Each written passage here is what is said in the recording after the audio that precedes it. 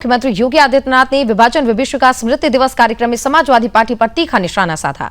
आजम खान का नाम लिए बिना मुख्यमंत्री ने आरोप लगाया कि समाजवादी पार्टी की सोच फिर दंगा कराने की है। कार्यक्रम में सीएम योगी ने कांग्रेस पर भी टिप्पणी की। उन्होंने मोहम्मदाबाद के नवाब की पूरी संपत्ति बचाने के लिए कांग्रेसियों द्वारा पूरी ताकत लगाने का भी आरोप लगाया। उन्होंने कहा संबंधित व्यक्ति मुस्लिम लीग का कोषाध्यक्ष था, जिसके बाद मुख्यमंत्री ने समाजवादी पार्टी पर निशाना साधते हुए कहा कि देश की स्वतंत्रता के खिलाफ और भारत के विभाजन के लिए जिम्मेदार व्यक्तियों के नाम पर विश्वविद्यालय बनाने वाले व्यक्ति के लिए समाजवादी पार्टी आज भी अपना पक्ष रखती है।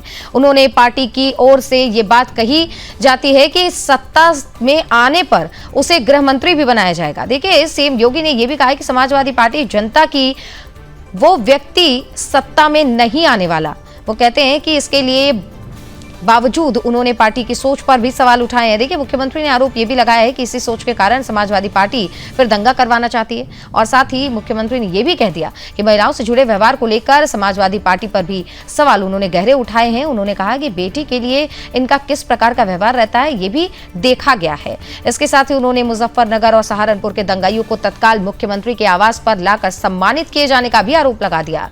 अब देखिए, इसको लेकर अब राजनीतिक का बयानबाजियां तेज हो गई हैं। उन्होंने ये भी कहा कि कांग्रेस संपत्ति बचाने का प्रयास करने का आरोप लगाती रही है। साथ ही समाजवादी पार्टी फिर से दंगा कराने की सोच का उन पर आरोप लगा है।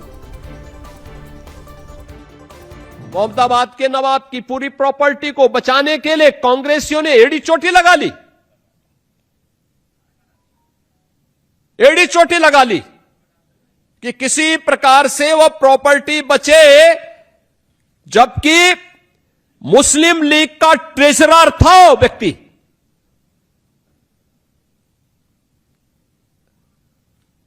देश की आजादी के खिलाफ और भारत के विभाजन के लिए जिम्मेदार व्यक्ति के नाम पर विश्वविद्यालय बनाने वाले व्यक्ति को समाजवादी पार्टी आज पैरोकार बनती है कि हम आएंगे तो उसको गृह मंत्री बनाएंगे। यानी ये तो जानते हैं कि उसको नहीं आना है, लेकिन इनका शर्मनाक, इनके सोच को देखो। यानी ये फिर दंगा करवाना चाहते हैं।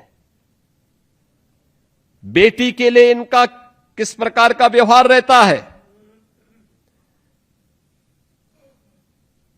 कैसे मुजफ्फरनगर और सहारनपुर के दंगाइयों को लाकर के तत्कालीन सीएम के आवास में लाकर के उन्हें सम्मानित किया जाता है, और ऐसे व्यक्ति के समर्थन में लोग इस प्रकार की दलीलें देते हैं।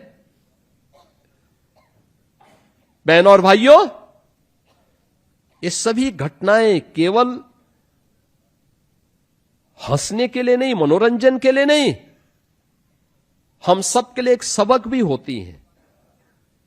वर्तमान पीढ़ी को और आने वाले भविष्य को समझाने का भी एक माध्यम होती है। सही तरीके से उन तक ये बात पहुंचाने का तरीका भी हमें भी अपनाना पड़ेगा। अगर हमारा दुश्मन और हमारा देश का विरोधी उस प्लेटफॉर्म का दुरुपयोग करके भारत के खिलाफ अव्यवस्था और अराजकता पैदा करने का प्रयास कर रहा है, तो क्या हमारी कोई जिम्मेदारी नहीं बनती है?